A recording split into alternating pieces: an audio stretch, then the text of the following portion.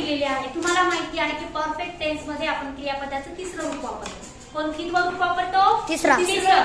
आणि क्रियापद वापरण्याच्या पूर्वी आपल्याला आधी ते वाक्य कोणत्या काळात आहे ते बघावं लागतं. म्हणजे पूर्ण वर्तमान काळात आहे का, पूर्ण भविष्य काळात आहे किंवा पूर्ण भूतकाळात आहे आधी ओळखायचं असतं. म्हणजे कशावर ओळखतो आपण? त्याचे सहाय्यकारी क्रियापद असतं की नाही, ते सहाय्यकारी क्रियापद आणि प्लस क्रियापदाचं तिसरं रूप. आता इथे मी तुम्हाला मराठी वाक्य लिहून दिलेले आहे.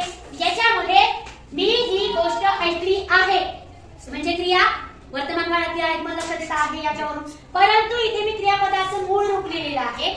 इथे तुम्हाला क्रियापदाचं तिसरं रूप लिहायचं आहे, जिथे मी ब्रॅकेट मध्ये तुम्हाला ते शब्द ऍड करायचा आहे. चला, फर्स्ट आहे आय हॅव. आता बघा आपल्याला क्रियापदाचं तिसरं रूप ऍड करायचं. कोण करतो? तू करतो. काय आहे क्रियापदाचं तिसरं रूप? कोणते? मला क्रियापदाचं तिसरं रूप ऐकली आहे, सही आहे. HEARD. हिअरचं तिसरं रूप काय आहे? चला, आता दुसरं वाक्य आहे माझ्या आजीने लाडू बनवले होते. होते म्हणजे कोणत्या काळात आहे? भूतकाळातलं वाक्य आहे. आणि त्याच्यासाठी आपण ग्रँड मदर हॅड हे सहाय्यकारी क्रियापद वापरलंय. मग आता इथे जो क्रियापद आहे मेड, मग मेडचं तिसरं रूप कोणाला माहिती आहे? असा काय? मेड. हा, व्हेरी गुड. तिसरा रूप मेड. Very good. नेक्स्ट, तुषारने पुस्तक ठेवले आहे. ठेवले आहे वर्तमान काळ. कोणता काळ आहे? वर्तमान काळ. आता इथे कीप आहे. कीपचं तिसरं रूप कोणतं आहे?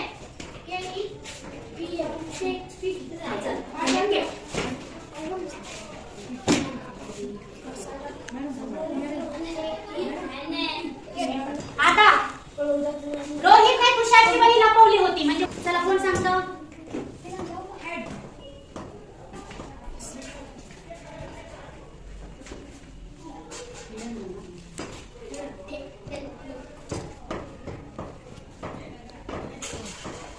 हिरण. काय आहे? हिरण. तुषार्स नोटबुक. रोहितने तुषारची वही लपवली होती.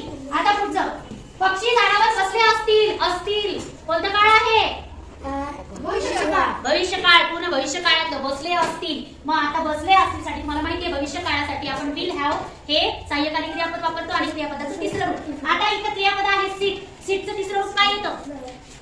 सॅड. चला आपण लिहितो. चला, सॅड. काय दिलंय? Bird will have sat on the tree. आणि शेवटचं, भारतीय खेळाडू सामना जिंकले असतील म्हणजे हे पण कोणत्या काळातलं क्रियापद वाक्य आहे? भविष्य काळ. पूर्ण भविष्य काळातलं वाक्य. इथे पण Indian players will have. Will have आले. आता क्रियापदाचं तिसरं रूप. मग जिंकले असतील साठी क्रियापद कोणतं आहे? जिंकले असतील. चला घ्या. कोणतं आहे?